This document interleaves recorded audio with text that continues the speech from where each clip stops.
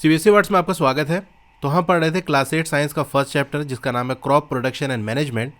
पिछली वीडियो में हमने हार्वेस्टिंग की बात की थी।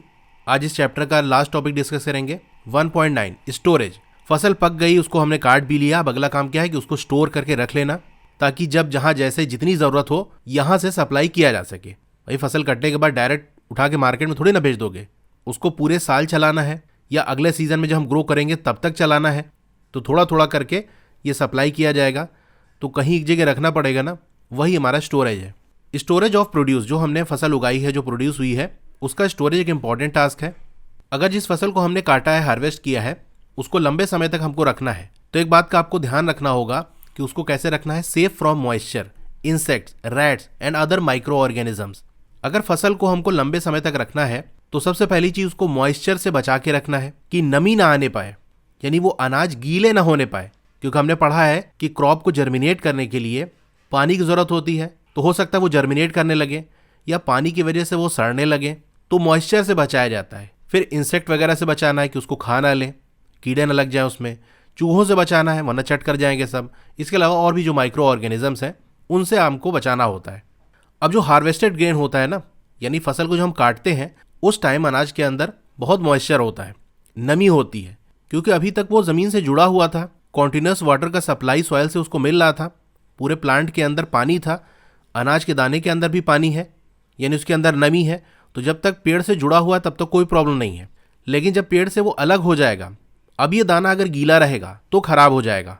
अगर ये जो फ्रेशली हार्वेस्टेड ग्रेन्स है, या हम कह सकते हैं जो सीड है, इसको स्टोर कर देंगे बिना सुखाए, तो क्या होगा, दे मे गेट स्पॉइल्ड, यानी वो खराब हो जाएंगे और अटैक्ड बाय ऑर्गेनिजम्स, या कोई कीड़े वगैरह लग जाएंगे इसमें, कोई ऑर्गेनिज्म इस पर अटैक कर देंगे, making them unfit for use और फॉर जर्मिनेशन। तो खराब हो जाएंगे या कोई ऑर्गेनिज्म उसमें अटैक कर दिए, कीड़े वगैरह लग गए, तो क्या होगा, वो इस्तेमाल करने लायक नहीं रहेगा। यानी उसको खा भी नहीं सकते और उससे जर्मिनेशन भी नहीं हो सकता कि चलो हम खा नहीं सकते, उससे हम चलो पेड़ पौधे लगा देंगे, तो वो भी नहीं हो सकता, यानी किसी काम के नहीं रह गया। अब जैसे मान लो कीड़ा लग गया तो खाओगे तो है नहीं उसको, और सीड के अंदर का मटीरियल जब कीड़े खा गए तो वो जर्मिनेट भी नहीं हो पाएगी, उससे नए प्लांट भी नहीं ग्रो हो पाएंगे।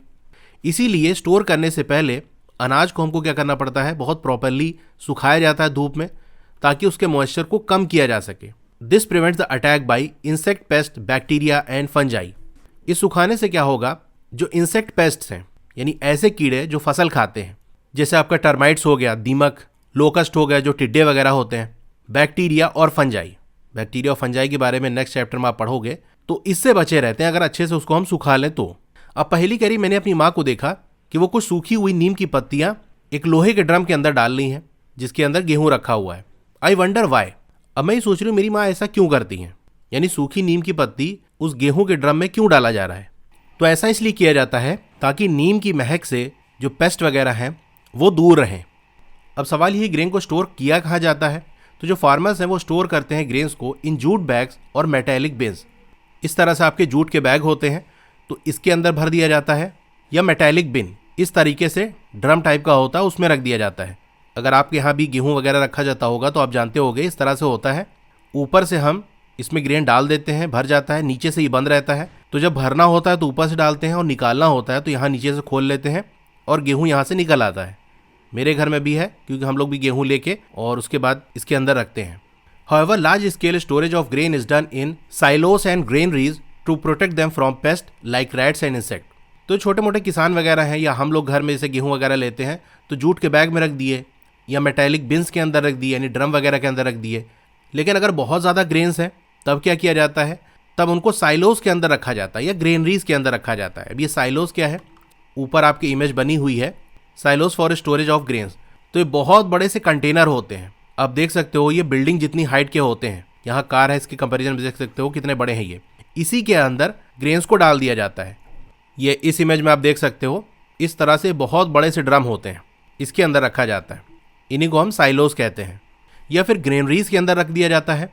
ये क्या होती है, एक बड़ा सा घर टाइप का होता है, उसके अंदर बोरे में ग्रेन को भर के रखा जाता है। यहाँ आप देख सकते हो storage of grains in Ghani bags in granaries. तो साइलोस और ग्रेनरीज में क्या फ़र्क है आप समझ गए। साइलोस क्या होते हैं, बड़े से ड्रम टाइप के होते हैं, उसमें डायरेक्ट ग्रेन को डाल देते हैं। जैसे हमारे यहाँ ड्रम के अंदर रखा जाता है ना, बस उसी का बड़ा साइज समझ लो।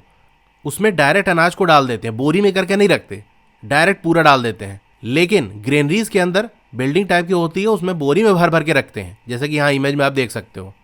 Dried neem leaves are used for storing food grains at homes. तो घरों के अंदर क्या होता है, जहाँ पर हम अनाज रखते हैं उसमें नीम की पत्ती को सुखा के डाल देते हैं। हमारे घर में भी ऐसा होता है कि हम लोग भी गेहूँ खरीदते हैं तो उसको धुल के सुखा के फिर बड़ा सा ड्रम है उसके अंदर डाल देते हैं, नीम की पत्ती को सुखा के उसके अंदर डाल देते हैं। अब अगर लार्ज क्वांटिटी को स्टोर करना है ग्रेन्स की बड़े बड़े गोडाउन के अंदर, तो उसके लिए स्पेशल केमिकल ट्रीटमेंट किया जाता है। यानी छोटे लेवल पे तो नीम की पत्ती से हमारा काम चल जाता है, लेकिन बड़े लेवल पे वो लोग अलग तरीके का केमिकल यूज़ करते हैं। तो उस केमिकल ट्रीटमेंट की रिक्वायरमेंट होती है ताकि उनको पेस्ट वगैरह से या और भी जो माइक्रो ऑर्गेनिजम्स है उससे बचाया जा सके। 1.10 फूड फ्रॉम एनिमल्स। अब एनिमल से हमको जो फूड मिलता है उसकी बात कर लेते हैं। एक्टिविटी 1.3, आपको एक टेबल बनाना है अपनी नोटबुक के अंदर और उसको कंप्लीट करना है। पहला वाला कॉलम में सीरियल नंबर लिखा है, दूसरे में फूड लिखा है और तीसरे में सोर्स लिखा है, यानी वो फूड कहाँ से मिलता है। पहले वाले की बात कर ले, मिल्क हो गया, ये कहाँ से मिलता है, काऊ, बफेलो, शी गोट यानी बकरी आपकी, शी कैमल यानी ऊँटनी वगैरह वगैरह। और दूसरा कौन सा फूड है जो कि एनिमल से हमको मिलता है, एग आप लिख सकते हो। एग हमको एक तो मुर्गी से मिलता है, डक से मिलता है, गूज हो गया, टर्की हो गया। मीट होता है, मीट हमको चिकन से मिलता है, गोट हो गया, फिश हो गया, ठीक है, डॉट डॉट डॉट। फिर एनिमल से हमको ऑयल भी मिलता है, जैसे फिश ऑयल आपने नाम सुना होगा, पोर्क हो गया, ठीक है, डॉट डॉट डॉट। अब इस टेबल को कंप्लीट करने के बाद आपको ये देखने को मिलेगा कि जैसा कि प्लांट्स के अंदर होता है, एनिमल भी हमको प्रोवाइड करते हैं अलग अलग तरीके के फूड। बहुत से लोग कोस्टल एरियाज़ के अंदर रहते हैं, समुंदर वगैरह के किनारे, वो क्या करते हैं, कंज्यूम करते हैं फिश को, फिश खाते हैं as a major part of their diet. वो समुंदर के किनारे हैं, स्टार्टिंग से ही ज़्यादातर वो फिश पे ही डिपेंडेंट थे, मछली पकड़ के खाना। तो अभी तक उसी तरह से डाइट बनी हुई है कि जो मेजर पार्ट है उनकी डाइट का वो फिश है। प्रीवियस क्लासेस के अंदर आपने सीखा होगा उन फूड्स के बारे में जो कि प्लांट से ऑब्टेन होते हैं।